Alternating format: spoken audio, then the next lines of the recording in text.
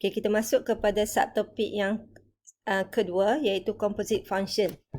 Okay, composite function adalah fungsi gubahan.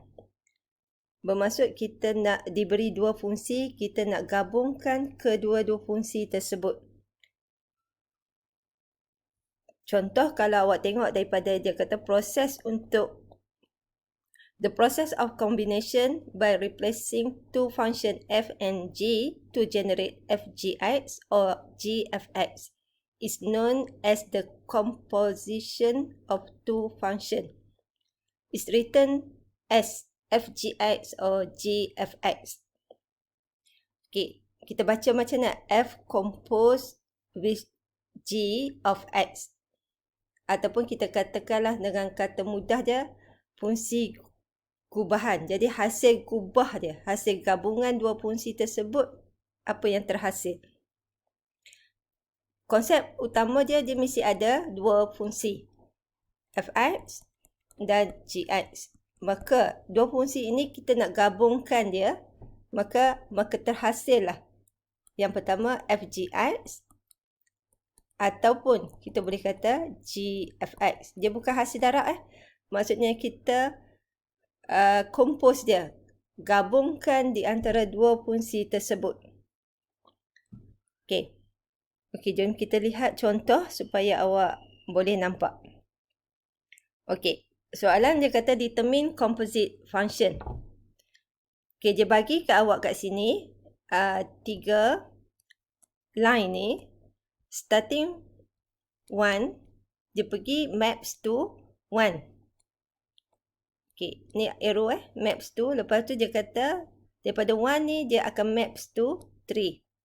Okay, ni bermaksud ada dua fungsi. Yang first G, yang second adalah F. Seperti diagram bagi ni. Okay, fungsi yang pertama diberi adalah Gx. Okay, Gx yang diberi daripada soalan tersebut adalah x squared. Dan F, fungsi F pula adalah x plus 2. Okey, daripada objek yang asal satu. Objek yang asal fg1. Maka bila 1 squared, you akan dapat 1. Okey, hasil di sini, ni menjadi image. Okey, jadi pada image ni kita melalui fungsi f. Maka kita masukkan dalam fungsi f, kita akan dapat f1, 1 plus 1 plus 2, you akan dapat 3. Okey, jadi image terakhir awak adalah 3. Okey, sekarang prosesnya daripada objek 1 ni melalui dikompos ataupun dihubungkan dengan fungsi g, kemudian dihubungkan pula dengan fungsi f.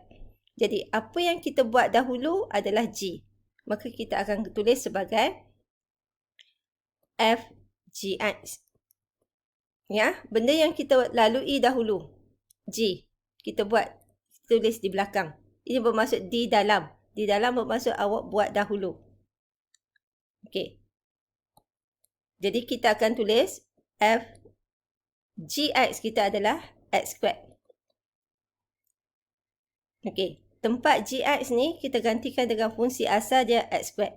Okey. Apa yang kita akan buat pula sekarang ni, gantikan tempat xf untuk fungsi f ni dengan apa yang ada dalam bracket ni. Fungsi yang dalam bracket sebab kita nak compose dia. Jadi kita akan dapat perubahan berlaku adalah x squared plus 2. Tengok fungsi asal x plus 2 sekarang jadi x squared plus 2. Okey. Kita bermula daripada objek 1. Okey, kita ganti ya. fg1. So, kita akan dapat 1 squared plus 2. So, the answer is 3.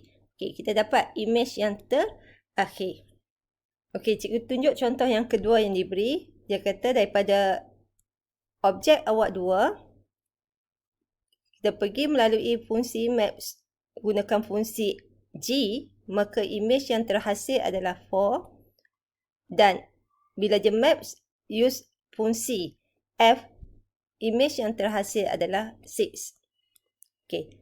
Jadi kita nak cuba buat berdasarkan diagram tersebut, kita akan dapat seperti yang kita buat di sebelah ni, yang di bawah ni.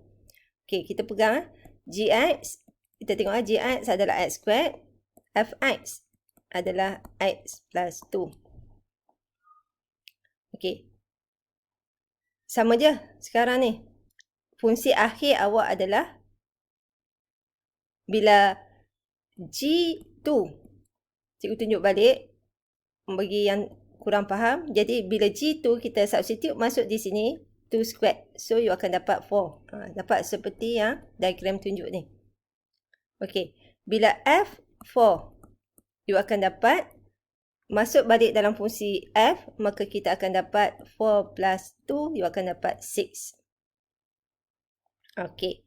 Jadi kalau kita tengok fungsi composite function of Fgx ni yang kita dah buat tadi, yang mula-mula kita buat, kita salin balik Fgx, hasilnya adalah x squared plus 2. Kalau kita substitute terus, nilai kita, objek asal kita Fg2, maka apa yang kita akan dapat? 2 squared plus 2. So, daripada 2 squared plus 2, bila you press calculator, you akan dapat 6. Jadi sama je lah. Jadi diagram ni menunjukkan proses pergerakan dua fungsi tersebut, macam mana kita nak hubungkan untuk dapatkan composite function. Compose, kita nak gubahkan fungsi tersebut.